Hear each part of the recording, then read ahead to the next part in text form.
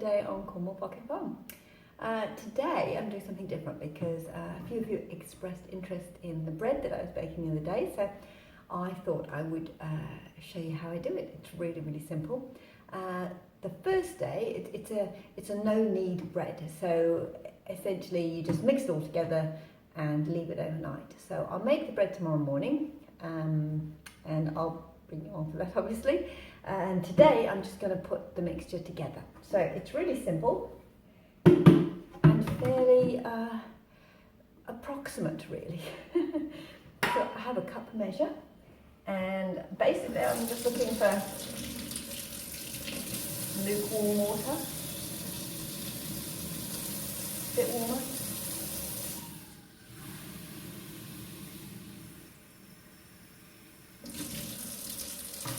And I count 1.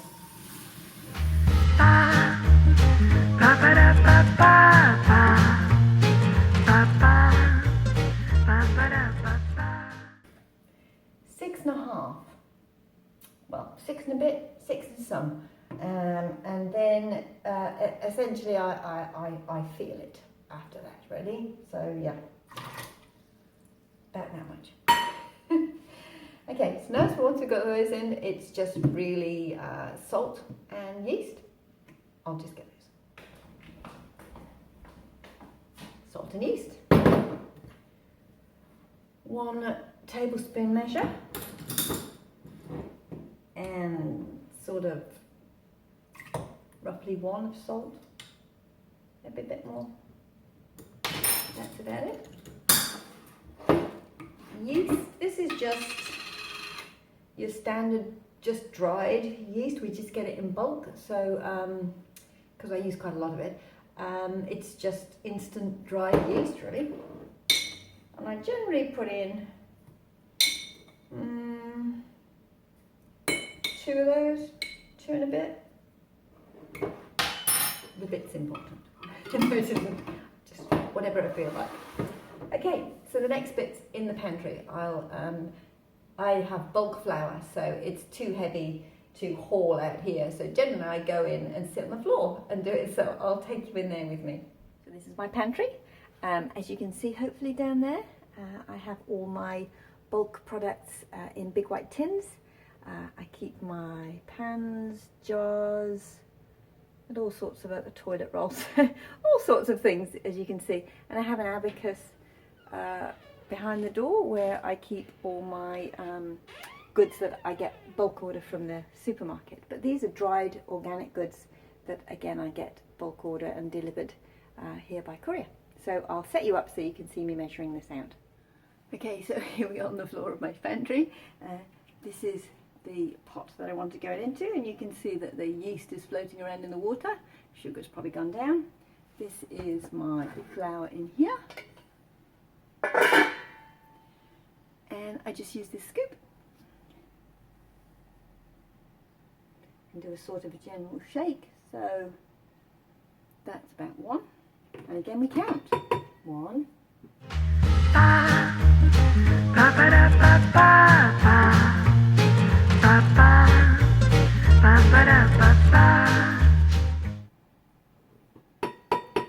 Nine.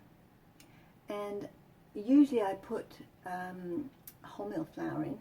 I think I'm a bit low, but hopefully I've got enough just to go in here. I'll have to check. That's in a smaller tin.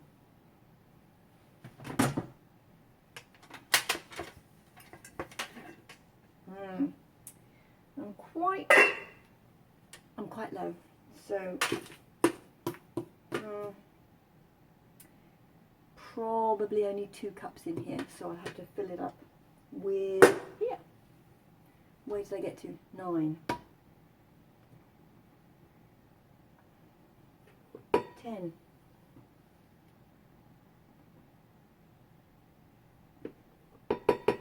11.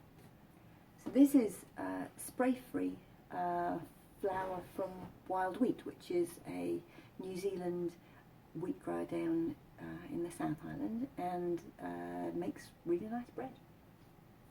Right.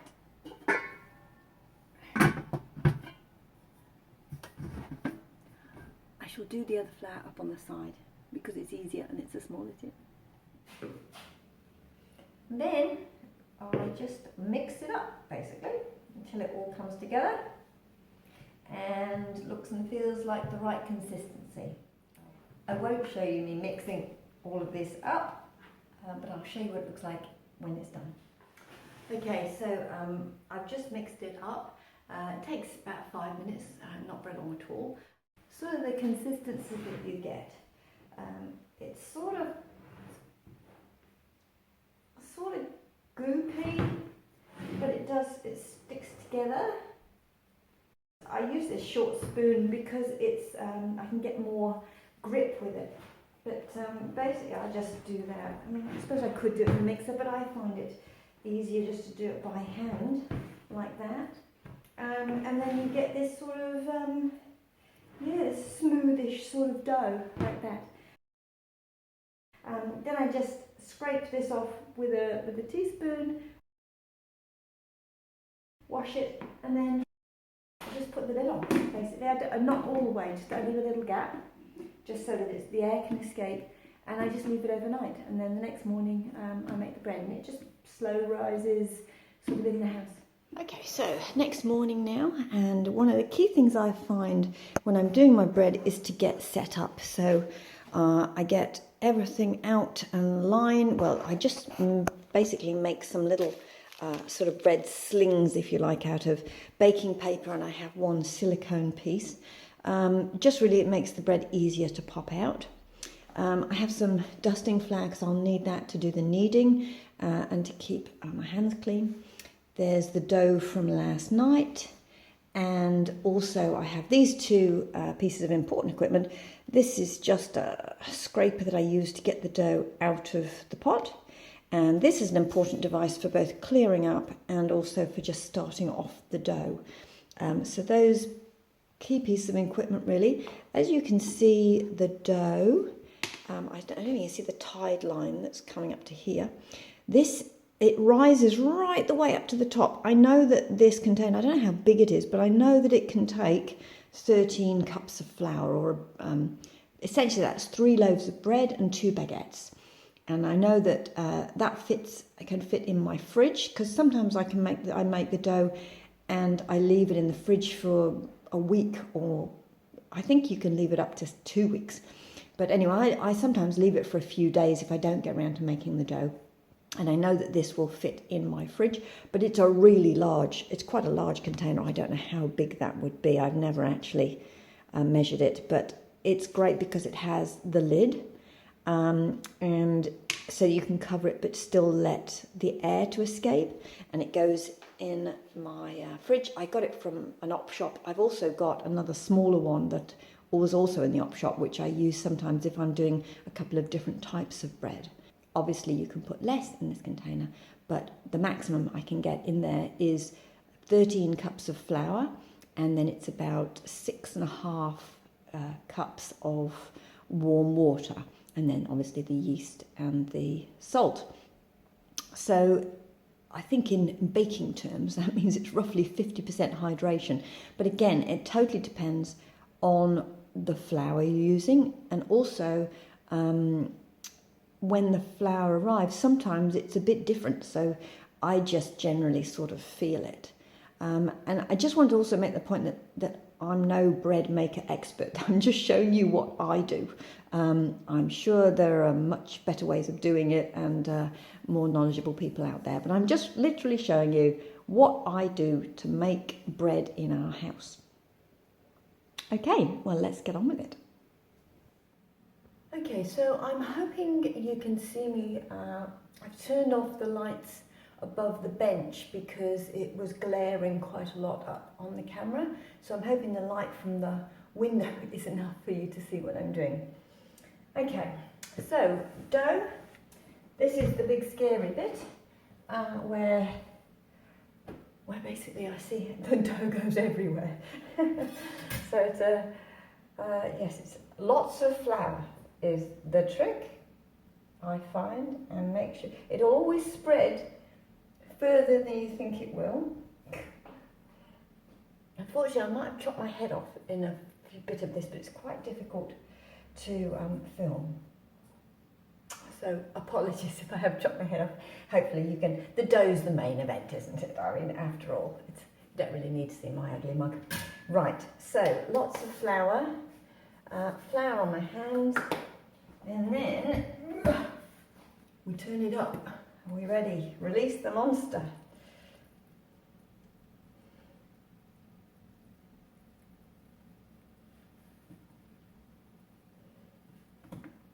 And out it comes. It will come out eventually.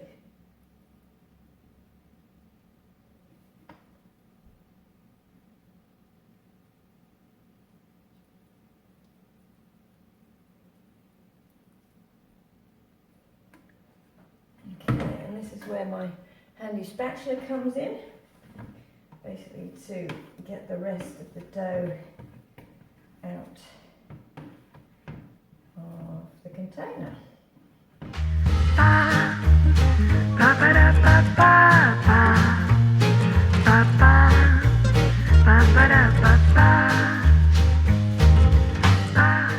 Okay, now the key thing for tidying up is both of these I do not wash. What I do now is I stick these on the windowsill until tomorrow morning, and all of the dough inside will have dried up, and then I just break it off and put it in the worm bin. So if I try to wash it now, there'd be goopy dough everywhere down my sink and all the rest of it. So this gets dried out, and again with any leftover bits that are around, I just put it in here, it dries up, and then I put it in the worm bin, so it keeps everything tidy. That was a trick I learned off my daughter. Daughter number one, which actually is where this recipe originated. She gave me the idea, and then I did a load of research on YouTube, as I do, and then it's evolved since then. But anyway, so this is the next key piece of information. I don't even know what this is. Is it something to do with pizzas? I don't know. We've had it for years, but it's very handy, because the key thing is now it's really wet, and I don't want dough all over my hands. So I basically fold it in the first time with this, and that just basically keeps it sort of tidy. Right, so now I've got my first fold in cleanly. I can reflour around it, and now you can see there's flour on it, and so my hands are clean. Okay, so basically I'm just sort of working it. Plenty of flour. I'm just sort of working it. I tend to put it into a bit of an oblong like that, and then I just fold one in, and then fold the other in like that, like a little parcel. Then again I go that way, and do the same, really.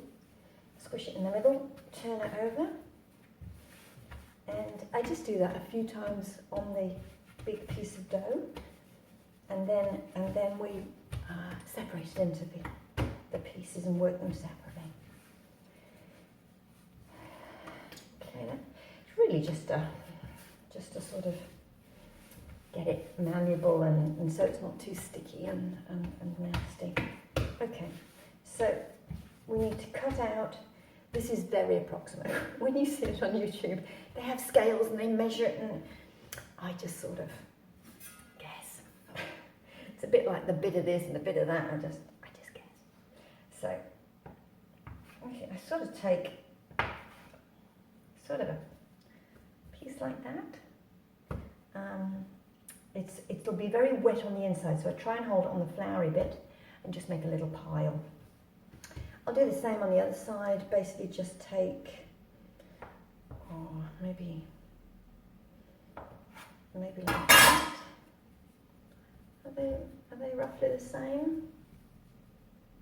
Roughly, I think. Landed on that one. Yeah, roughly, I think. Yep. And then I have the remainder, and I have 3 loaves. Actually, I'm going to take a little bit less on that one. And I have the remainder, and I need to get 3 loaves out of this, so I'm thinking like that. Yes, it's great for cutting as well, which I didn't realise I did until I'm just looking at what I'm doing now. Yes, for cutting, it's great for cutting. So, and then I just sort of there, a bit. The middle one is always a bit dirty. That's quite big. That's not as big, and that's not as big. So there's too much on there. Put that on there.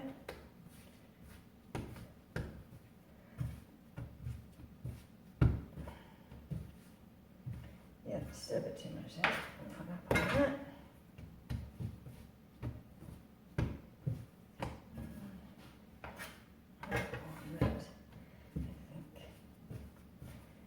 Okay.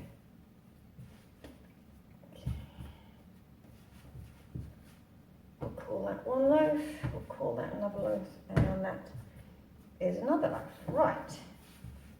Okay, so we're going to work on this first one. These just sit to the side for the minute. Same deal. Basically fold in, turn round, fold. I don't know if I saw this in a video or I just made it up. I don't know. But basically, probably saw it in a video. So basically I just sort of keep folding, really. And the idea, I think, is that I'm trying to create tension on the top. So, you know, sometimes I do this rolly thing too. And sometimes then I'll go back to the fold. And then a bit of rolly thing. And that's sort of it, really. Once I've got that far, yeah. I don't spend too long on this. I'm probably spending a bit more time on it because I'm on video. But essentially I just do the rolly thing, get it into a nice little shape, and then just pop it in the tin. Now the tins, I never wash the tins. Sounds awful, doesn't it? But I never wash the tins. These are Jamie Oliver tins that I found. In New Zealand it was really hard to find tins that are deep enough to get a good deep loaf for toast and things. But the Jamie Oliver ones seem to be really good. The only downside I found with the first tin I had was it got rusty underneath. So you have to wash it and then you have to dry it in the oven and all the rest of it. And then I just stopped washing them and they're fine. There's only a bit of flour in them, so I just take the loaves out, dust them out and stack them for the next use. So yeah, a bit slovenly, but I don't know, I think when you look at professional bakers, I don't think they wash their tins, so I think they just reuse them, so that's what I do, I just reuse them. And yeah, that's sort of it. So this is how I do the loaves for the tins. I'll do a baguette next, and then you can see how I do that. So yeah, roll it over, and sometimes I've done round ones before, but they don't seem to, I find that they don't seem to, well, they're more difficult to use because the slices go from very thin little roundy bits and they don't fit the toaster well. So this is really great because these just go in quite nicely. Okay, let's do a baguette next. So this is my baguette dough. It's a lot less because it's just a small baguette. Now, the baguette tray, I bought a proper baguette tray just because it was easier, really. Yeah, it just fitted in my oven better, and it has these little holes in. I don't know if it makes that much difference, but they're quite long and wobbly, and yeah, you don't need this. You can just do it on any tray, but I got one and I use it, and I like it. So the key thing I found with a baguette is, again, where you sort of need to fold in the top and the bottom, but the other thing is to fold in the ends. So you're essentially just making a little square, and that seems to be the thing. Then I sort of roll it up, and then I just sort of roll it out. But sometimes I just sort of hang it about like that to make it longer. So yeah, so roll it about, like that. And then the other thing I do is I just sort of tuck it in. So I put my finger in the middle and just sort of tuck it in and roll it like that. Again, I think the main aim of what you're trying to do is create tension on the skin. Because without tension, it doesn't stay in a baguette shape, which is what I found the first few times I did it. It just sort of went, and also you're sort of trapping the air and getting some surface tension. Now, as you go along, you'll find that the ends sometimes just need tucking in. I don't know why, but they just, because you get a funny little endy bit. So if you tuck the ends in, again, that seems to do quite nicely.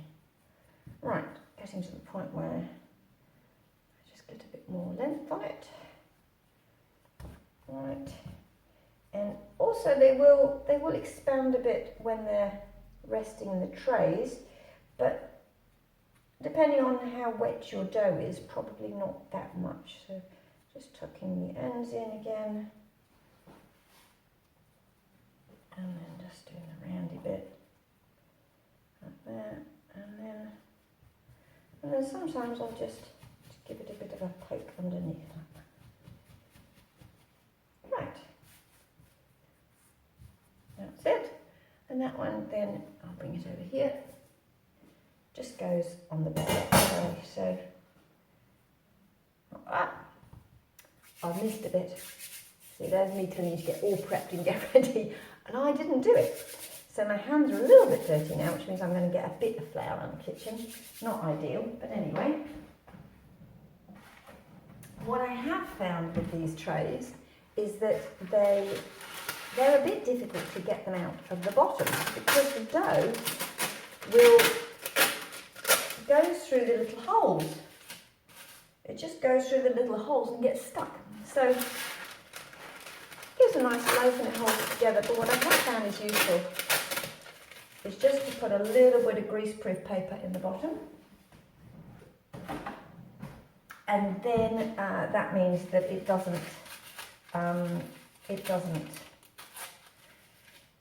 it might stick through the ends, but not in the middle, which is where it causes problems. Right, so then I just put that on there. Oh, that's a pretty good guess, isn't it? That'll fill in the difference.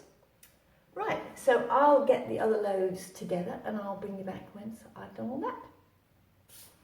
I'm now going to get dough on my phone, aren't I? Because there's a bit on my hand. Right, so as you can see, hopefully you can see these loaves here. They're not even at all. I've got a big one, medium size, and a smaller one. But that's just the way it is.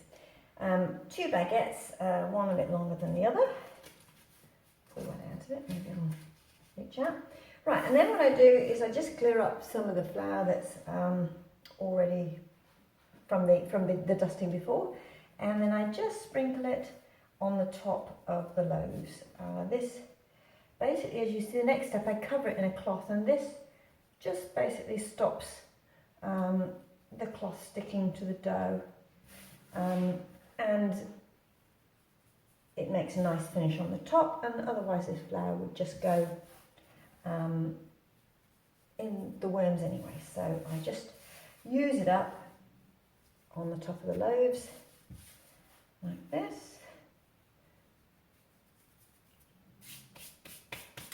Okay, and then what happens next is I put it on the stove and cover it in a cloth. I've got a nice old linen tablecloth that I got from an op shop, and it's got nice lace edging, and it's really pretty to put over the top and just keeps bugs and what have you off it. The next thing I'll do now is I basically leave it to prove for an hour, and in that time I make a big batch of biscuits.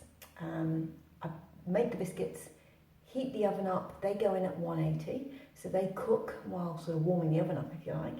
Then I take the biscuits out, knock it straight up to 220 degrees C for the bread, and then the bread goes in, the baguettes go in for half an hour, and these 3 loaves go in for an hour. So half an hour, take these out, leave these in for another half an hour, and at the end of that, I take them out. The baguettes I take straight out of the tray because I like a nice crispy crust on those. These I leave in the tins because what I've found is that if I leave them in the tins, the body doesn't get too crispy. And given that I cut all these up, slice all these up to go in the freezer, I don't want the body of it to be too crusty because it makes it hard work. So I leave it in the tins and they just sort of retain the moisture, but these ones I take out straight away. So an hour for the bread, half an hour for the baguettes. Okay, well I'll get on with my biscuits. And when will I bring you back? I'll have to bring you back with the prepped for going into the oven because there's a few little bits we have to do there before they go in the oven. So, batch of biscuits made. Large batch of biscuits, we need those to get through the week. Something to nibble. Okay, I brought these over here. Actually, I'm just going to move it over a little bit, aren't I? Now turn the camera on. There we go. Usually these, obviously they sit on top of the stove, and when the biscuits are baking, the oven is warming up, and so there's that extra heat as well, which is helping it rise. And then the biscuits come out, I turn the oven up to 220, and you can see that they've risen a bit. Yeah, they've risen a fair amount, and they're ready to be scored and to go in the oven now. And also I use this here, this is a little metal tray, and you can see here where the watermark is. I keep this just for water to put in the bottom of the oven to create steam. I think it's so the crust doesn't form too quickly before it solidifies. Not sure, but anyway, that's what the YouTube videos say, so that's what I do. It seems to have good effect. So I boil the water, the kettle, pour the water in here just before I put it in and put the bread in. But the first thing to do is to score the bread. I have one of these nifty special bread blades now. But when I first started doing this, I just used a pair of kitchen scissors and just snipped it. But now we've upgraded. Now I do this every week pretty much, so I invested in a special blade, which makes a difference. So essentially, you just score them, like so. And that one. And I generally do 3. This is my own signature pattern, should we say. Just really what I found works best for me in my tins. So that's job done on that. Just boil the kettle again to make sure the water is boiling. That's the kettle going. It's going to make a lot of noise in a minute. So essentially, pop the water in here, it goes in the oven, and then we wait. I'll bring you back when they're out of the oven. So this is the final bake. You can see that that's the biscuit tin full again, and there's 2 baguettes. Well, baguettes, they're quite small because of the size of the tin, so I don't know whether they are baguettes. They're baguette-ish things, but smallish baguettes. Would that be a ficelle? I don't know. Anyway, and then 3 loaves ready to be sliced up and frozen, and then we bring them out slice by slice.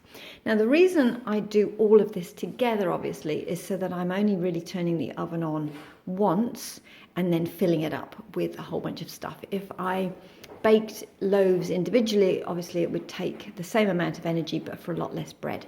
So I try and be most efficient with my baking. Okay, the other thing I've got to make now is some pastry because the chickens are laying again. Well, they're starting to lay, there's a couple of them laying. So we're going to have a quiche tonight, I think. Please excuse the noise in the background. That is Maggie playing with her sheep. We've just come back from a very wet walk in the rain and she's now got hyper energy.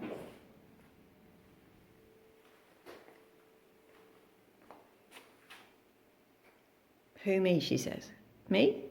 No, it wasn't me. I wasn't making any noise. Me? No. Nothing to do with me. Is that right, Maggie? Butter wouldn't melt in your mouth, hey? Were you playing with your sheep and making a lot of noise while I was videoing? Were you?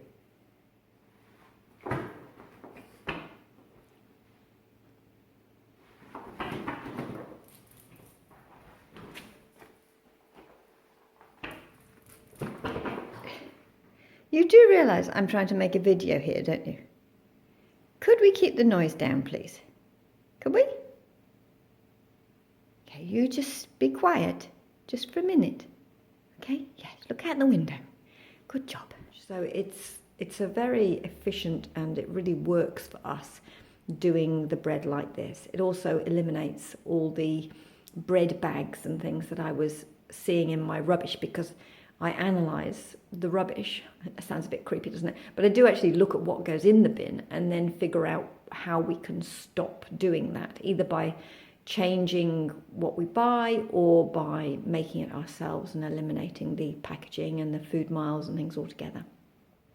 Don't know if you can see the rain coming down, but it's not pleasant. Yuck.